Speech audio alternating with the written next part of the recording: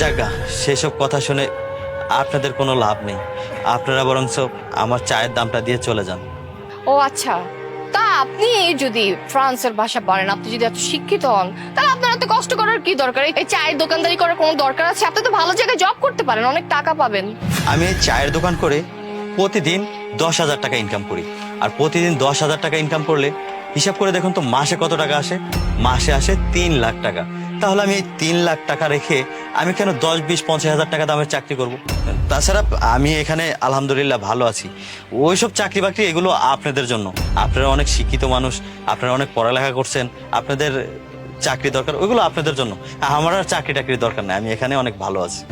আচ্ছা ঠিক আছে, বুঝতে পারছি আপনার অনেক টাকা ইনকাম, বাট আপনি চাইলে কিন্তু আমাদের অফিসে জয়েন করতে পারেন। আমাদের একটা ফ্রান্স ট্রান্সলেশনের লোক লাগবে।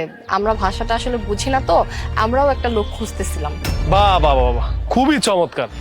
এই হচ্ছে আসল বাঙালি, রিয়েল বাঙালি আপনারা।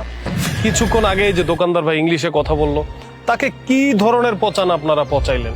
তারপর আপনারা বিপদে পড়লেন, আপনাদের ভাষার জন্য সে হেল্প করলো, এখন তাকে সাধুবাদ জানাচ্ছেন, এখন তাকে বাবা জানাচ্ছেন। কেন ভাই? উনি একটু চায়ের দাম চেয়েছে বেশি, বুঝলাম 10-20 টাকা হয়তো বেশি চেয়েছে। আচ্ছা, এই লোকটা তো পরিশ্রম করছে, তাই না? সে চা বানাচ্ছে, তার চা এখানে পপুলার, সবাই খেতে আসে। 10-20 টাকা বেশি দিলে কি হইতো? সেটা না করে ওনাকে অনেক পচান পচাইলেন। আর এখন যখন উনি আপনাদেরকে বিপদ থেকে উদ্ধার করলো, এখন ওনাকে বাহুবাদ জানাচ্ছেন। কেন ভাই? সব সময় মনে রাখবেন, কাউকে তুচ্ছ করে দেখতে নাই, সব মানুষই জীবনের জন্য গুরুত্বপূর্ণ।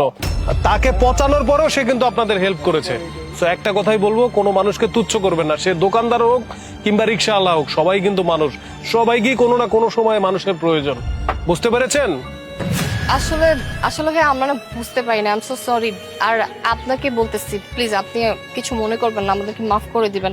আমাদের এভাবে মানুষকে জাস্টিফাই না করে অপমান করা একদমই উচিত হয় না। আগে মানুষকে বুঝতে হবে, দেখতে হবে, দেন মানুষের সাথে কথা বলা উচিত ছিল। আমি কথা দিচ্ছি, আমি আজকের পর থেকে কোনোদিনও কাউকে ছোট করে কথা বলবো না। আই এম সো সরি, আপনি আমার অনেক বড় উপকার করছেন। এই যে নিন আপনার 4 বিল।